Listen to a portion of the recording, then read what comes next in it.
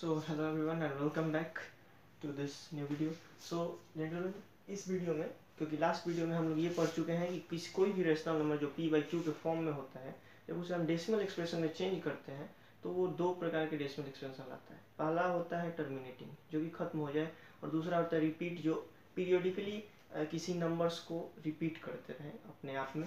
ठीक है, तो इस वीडियो में हम लोग पढ़ेंगे टर्मिनेटिंग डेसिमल के बारे में, कंडीशन कि कब हम कह सकेंगे कि एक नंबर जो कि rational number p by q के फॉर्म में है, तो कब हम देखते ही बता देंगे, मतलब हमें डिवाइड करने की ज़रूरत नहीं पड़ेगी और हम वहीं बता देंगे कि जो नंबर p बाई क्यू के फॉर्म में दिया है रेशनल नंबर, उसे जब हम डेसिमल में बदलेंगे तो वो टर्मिनेट करेगा या रिपीट करेगा, उसका कंडीशन हम लोग पढ़ेंगे। साथ में रिपीटिंग डेसिमल के बारे में भी और ज़्यादा जानकारी लेंगे और लेंथ ऑफ पीरियड पढ़ेंगे। ओके, जो कि रिपीटिंग टर्म का एक रिपीटिंग डेसिमल का ही एक टर्म है। Okay, so let's start. तो टर्मिनेटिंग डेसिमल, तो p बाई क्यू के फॉर्म में कोई भी नंबर को हम लिख रहे हैं रेशनल नंबर को, तो उसे जब डेसिमल में बदलेंगे तो दो तरह से होता है, एक टर्मिनेटिंग और दूसरा होता है रिपीटिंग। ओके, सो पहला है टर्मिनेटिंग। ओके, सो टर्मिनेटिंग का मतलब होता है ऐसा डेसिमल एक्सप्रेशन जो कहीं जाके टर्मिनेट कर जाए, मतलब वहाँ रिमाइंडर जीरो है। एग्जाम्पल भी हम लोगों ने पढ़ा था, एक और एग्जाम्पल जैसे 4/5। ओके, सो 5 से 4 को डिवाइड करके देखते हैं, 0 0, दिस इज 4 पॉइंट, यहाँ आ गया 0, 8 times 4 this gives 40, 8 times of 5 gives 40। सो देख रहे हैं रिमाइंडर हो गया 0, तो आप 4/5 को 0.8 लिख सकते हैं। तो देखिए ध्यान से, इस रेशनल नंबर को जब हम लोगों ने डेसिमल में चेंज किया तो हमारा पूरा जो डेसिमल है वो यहीं पे खत्म हो गया। ओके, सो इसलिए इसको बोलेंगे टर्मिनेटिंग, क्योंकि हम लोग पिछले वीडियो में ही समझ चुके हैं कि टर्मिनेटिंग का मतलब होता है खत्म हो जाना। ओके, सो अब अभी तक तो हम लोग डिवाइड कर करके पता कर रहे थे, ठीक है, कि कौन सा टर्मिनेटिंग है कौन सा रिपीटिंग है, जैसे यहाँ भी हम लोग डिवाइड करके पता किए हैं। लेकिन अब हम लोग एक कंडीशन पढ़ेंगे जिसे हम किसी भी रेशनल नंबर को, जैसे ये 4/5 है, इसे देखते ही बता देंगे कि वो नंबर 4/5 वो टर्मिनेटिंग डेसिमल होगा या रिपीटिंग डेसिमल होगा। ओके, सो वो कंडीशन है क्या? तो वो कंडीशन है कि if a rational number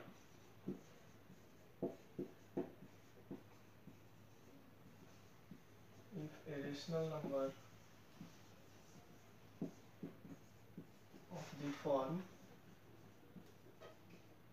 p by q,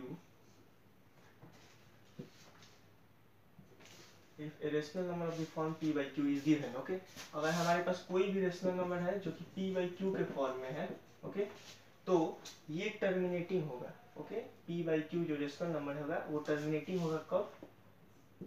then p by q will be terminating if q is equal to 2 to the power m into 5 to the power n। Okay, यही condition है। कोई भी rational number आपको दिया है, any rational number p by q के form में, तो उसका अगर डिनोमिनेटर, ओके, अगर उसका डिनोमिनेटर इस फॉर्म में है 2 to the power m into 5 to the power n के फॉर्म में है, तब ही, ओके, याद रखिएगा, कोई भी रेशनल नंबर का denominator 2 to the power n into 5 to the power n के फॉर्म में है, तभी वो रेशनल नंबर टर्मिनेटिंग होंगी। ओके, अगर 2 और 5, ठीक है, इनके कोई भी पावर वाले फॉर्म को छोड़ के अगर कोई भी एक्स्ट्रा नंबर आ जाता है तो वो नंबर क्या हो जाएगा? सॉरी, वो p बाई क्यू का रेशनल नंबर क्या हो जाएगा? रिपीटिंग हो जाएगा। ओके, सो ध्यान दीजिए, यहाँ देखिए 4/5 अगर इसे p बाई क्यू के फॉर्म में माने तो यहाँ डिनोमिनेटर क्या? q equal to 5। Okay, so hair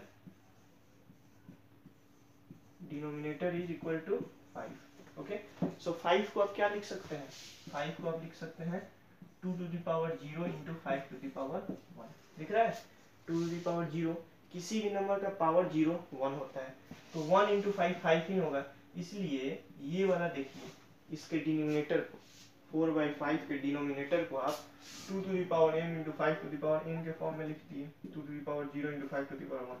तो ये जो 5 इसके डिनोमिनेटर को आप जब लिख रहे हैं तो वो इसी फॉर्म में आ जाएगा। इसलिए अब आप तुरंत देखते बता सकते हैं कि ये नंबर जो हमारा दिया हुआ है 4/5 ये क्या है, टर्मिनेटिंग है। ओके, समझ में आई बात?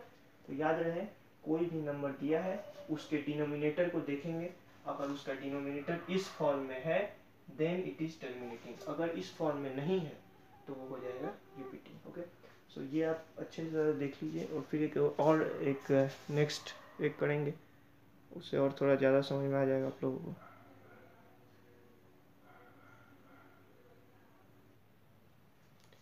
सो जेंटलमैन अब हमारे पास एक और नया क्वेश्चन है 7/50। ओके, सो एक बात याद रखिएगा, p/q के फॉर्म में जो भी नंबर दिया होगा सबसे पहले उसको सिंपलेस्ट फॉर्म में लाएंगे। ओके, तो देखिए तो 7/50 में कोई भी कॉमन फैक्टर नहीं है 1 को छोड़ के। Okay, so they are in the simplest form.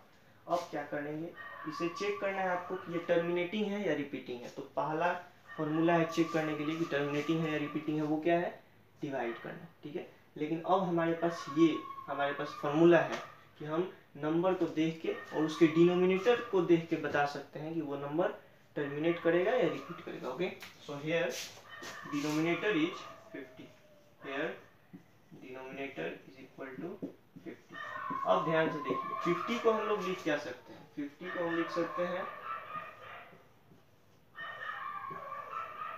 dogs are barking so sorry for the sound। okay, so here 50 को आप लिख सकते हैं 2 to the power 1 into 5 to the power 2। ध्यान से देखिए 50 का मैंने प्राइम फैक्टराइजेशन किया तो 50 को लिख सकते हैं 2 to the power 1 into 5 to the power 2। तो देखिए तो आखिर में इसका डिनोमिनेटर वही सेम चीज आया। ओके, हाँ, आखिर में इसका डिनोमिनेटर 50 इज इक्वल टू ये देखिए तो इसी फॉर्म में है ना, 2 to the power m into 5 to the power n। तो हम क्या लिखेंगे कि here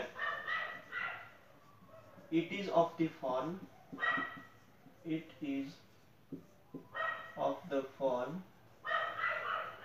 2 to the power m into 5 to the power n। तो अगर इस फॉर्म में आ गया तो ये नंबर क्या होगा 7/50। अगर इसका डिनोमिनेटर इस फॉर्म में आ गया 2 to the power m into 5 to the power n के फॉर्म में, तो 7/50 क्या हो जाएगा, टर्मिनेटिंग हो जाएगा। अभी तुरंत पढ़ा है।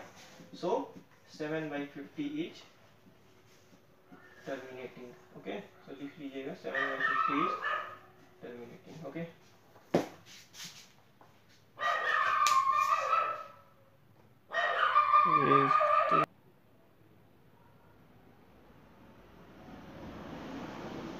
नाउ जेंटलमैन हमारे पास एक और क्वेश्चन है 11/30। अगर क्वेश्चन पूछा गया है कि 11/30 बताइए कि वो टर्मिनेटिंग है या रिपीटिंग है। तो पहला मेथड ये है कि आप 11 को 30 से डिवाइड कर दीजिए। ओके, तो आपको पता चल जाएगा कि वो टर्मिनेटिंग है या रिपीटिंग है। लेकिन अब हमारे पास फॉर्मूला है, हम इस मेथड से पता कर सकते हैं कि 11/30 क्या है, टर्मिनेटिंग है या रिपीटिंग है। ओके, सो ध्यान दीजिएगा हमेशा कि कोई भी नंबर टर्मिनेटिंग है या रिपीटिंग है ये सिर्फ किस पे डिपेंड करता है, उस नंबर के डिनोमिनेटर पे। ओके, तो याद रखिएगा कोई नंबर रेशनल नंबर टर्मिनेटिंग होगा या रिपीटिंग डेसिमल होगा, this depends upon only upon the denominator of the given number. Okay, so सिर्फ डिनोमिनेटर पे डिपेंड करता है, ऊपर कुछ भी हो we are not going to take care of that. Okay, so here denominator is equal to 30। अब थोड़ा 30 का प्राइम फैक्टराइजेशन कीजिए। देखिए तो 30 को हम क्या लिख सकते हैं, 2 to the power 1 into 3 to the power 1 into 5 to the power 1। क्या लिख सकते हैं, 2 to the power 1 into 3 to the power 1 into 5 to the power 1।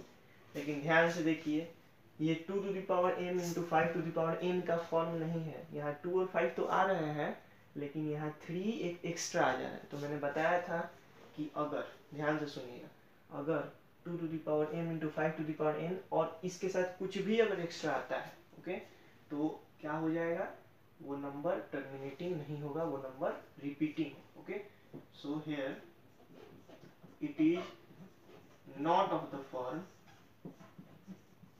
2 to the power m into 5 to the power n। So 11/30 is repeating decimal. Okay, so 11/30 क्या हो जाएगा, repeating होगा। अब इसे वेरीफाई आप कर लीजिएगा डिवाइड करके। Okay, so 11/30 is repeating decimal. Okay, so याद रखिए आपको कोई भी नंबर को चेक करना है कि रिपीट है, वो रिपीटिंग है या टर्मिनेटिंग है, तो क्या कर सकते हैं, पहला तो मेथड है भाग करके पता कर सकते हैं, नहीं तो दूसरा क्या मेथड है कि सबसे पहले चेक कर लीजिए कि ये नंबर सिंपलेस्ट फॉर्म में है ना। अगर यहाँ 12 होता है 12/30 तो आपको उसको सिंपलेस्ट फॉर्म में लाना होता है 6/15 2/5। ओके, सो 2/5 करते हैं, लेकिन यहाँ 11/30 में कोई भी कॉमन फैक्टर नहीं है। प्राइम आप देख लीजिए ये को प्राइम्स है। ओके, सो को प्राइम है, इनमें कोई भी कॉमन फैक्टर नहीं है, मतलब ये कट नहीं सकता एक दूसरे से। तो सबसे पहले ये चेक कर लीजिए कि सिंपलेस्ट फॉर्म है। ओके, सिंपलेस्ट फॉर्म में चेक करने के बाद उसके डिनोमिनेटर का प्राइम फैक्टराइजेशन कीजिए। ओके, प्राइम फैक्टराइजेशन कर लिया। अब देखिए कि प्राइम फैक्टराइजेशन करने में 2 और 5 वाले ही टर्म्स आ रहे हैं कि कुछ एक्स्ट्रा भी आ जा रहा है। ओके, हो सकता है कि 2 वाला टर्म ना आए, सिर्फ 5 वाला है, तभी वो टर्मिनेटिंग हो जाएगा। हो सकता है कि 5 वाला ना आए और सिर्फ ये 2 वाला टर्म आए, तब भी टर्मिनेटिंग। लेकिन 2 5 दोनों आ जाएगा तब भी टर्मिनेटिंग। लेकिन 2 और 5 को छोड़ के कुछ भी एक्स्ट्रा अगर आता है डिनोमिनेटर में, जैसे यहाँ आ गया है 3 एक्स्ट्रा, तो वो क्या हो जाएगा, वो हो जाएगा रिपीटिंग डेसिमल। ओके, टर्मिनेटिंग नहीं होगा। तो ये बात बिल्कुल अच्छी तरह से आपको याद रखना है। ओके, तो क्वेश्चन कोई भी बनाना हो आपको इसी प्रकार सॉल्व करना है। ओके, सो इस पे ध्यान से करके थोड़ा लिख लीजिए।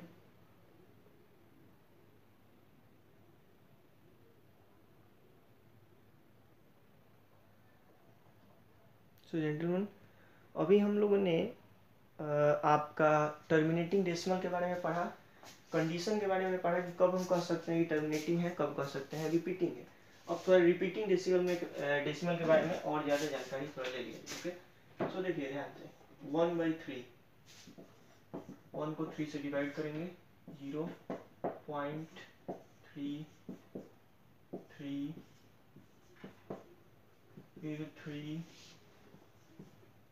और ये आते रहेगा हमेशा और ये भी चलते जाएगा। तो 1/3 को आप 0.3333 ऐसे लिख सकते हैं। ठीक है, तो यहाँ क्या रिपीट हो रहा है, 3 रिपीट हो रहा है। ओके, तो देखिए इसे हम क्या लिख सकते हैं, जो भी नंबर रिपीट होता है, जो भी नंबर रिपीट होता है उसके ऊपर एक बार लगा देते हैं। Okay, so 1/3 equal to 0.3333 and so this can be written as 0.3 bar. Okay, so सिर्फ 3 के ऊपर बार लगा दिया गया। ओके, 333 लिखने की कोई आवश्यकता नहीं, इसके अगेंस्ट में सिर्फ एक बार लगा है। ओके, सो ये बात आपको क्लियर होनी चाहिए। ओके, अब ध्यान से देखिए length of period.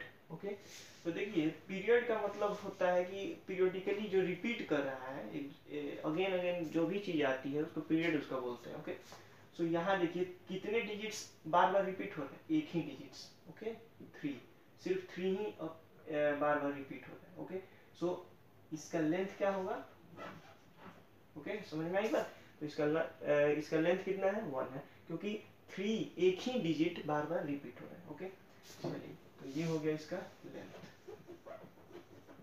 Length of period हो गया 1। ओके, क्योंकि 1 डिजिट है। अब ध्यान दीजिए 22/7 करके देखते हैं। 22/7, तो देखिए तो 7 का प्राइम फैक्टराइजेशन कीजिएगा तो लिख सकते हैं इसको 2 to the power 0 into 5 to the power 0 into 7। तो 7 एक एक्स्ट्रा आ रहा है, इसलिए ये क्या है, रिपीटिंग है। ये सीधा अभी दिख जा रहा है, जो फॉर्मूला में तुरंत लोग पढ़े हम लोग। तो लेकिन अब इसे हम डिवाइड करके थोड़ा देखते हैं। 7 3 21, this is 1.0173, it is already a point. Okay, so there will be 0 here. 7 4s are 28, here 2 point is always there, so 7 2 14, we have 6 0 8 56, we have 4 0, here 5, then again comes 35 5 0. Okay, so 7, here we get 49 and the remainder comes as 1. Okay, remainder, note that here 60, here 8 times 7 are 56, 4 reminder बचे, point पहले से बैठा है फिर 0 आ गया, 7 5s are 35, 5 reminder उतरा। ठीक है, और फिर यहाँ पॉइंट है तो 0 बैठ जाएगा, 7 बार में 49 आया, रिमाइंडर 1 आया। देखिए जो रिमाइंडर यहाँ भी 1 आया था, तो इसका मतलब अब हम वहां से जो काम करेंगे फिर से वही खेल शुरू हो जाएगा। 142857 142857 दिख रहा है, ये बार बार अब रिपीट होगा। ठीक है, तो देखिए तो 22/7 को हम लोग इतना लिख सकते हैं 3.142857 142857 142857। ओके, तो इसमें कितने डिजिट्स रिपीट हो रहे हैं? 142857। कितने? 142857। ये सभी डिजिट्स बार बार आ रहे हैं 142857। ओके, सो इन सभी के ऊपर आप बार खींच देंगे। ओके, ये याद रखिएगा, ये कंटिन्यूअस बार होना चाहिए, कहीं कट नहीं होना चाहिए। अब ऐसा नहीं कि यहाँ कट कर दिए यहाँ कट कर दिए, ऐसा नहीं, ये बिल्कुल कंटिन्यूअस बार होना चाहिए। ओके, अब ध्यान दीजिए, तो यहाँ लेंथ ऑफ पीरियड क्या हुआ? लेंथ ऑफ पीरियड गेस कीजिए आप, लेंथ ऑफ पीरियड कितना होगा? तो कितने डिजिट्स बार बार रिपीट कर रहे हैं? 1 2 3 4 5 6 डिजिट्स। तो इनका लेंथ ऑफ पीरियड क्या हो गया? 6। ओके, समझ में आई बात? तो ये रिपीटिंग डेसिमल के बारे में था और लेंथ ऑफ इट्स पीरियड था। ओके, सो समझ में आ गई है? नहीं आई है तो पूछिए। ठीक है, कोई प्रॉब्लम है तो आप कॉल करके कांटेक्ट करके मुझसे पूछ सकते हैं। ओके, सो ये आपका ध्यान देना है यहाँ। सो बाकी सब हम लोग नेक्स्ट वीडियो में देखेंगे। Okay, so thank you.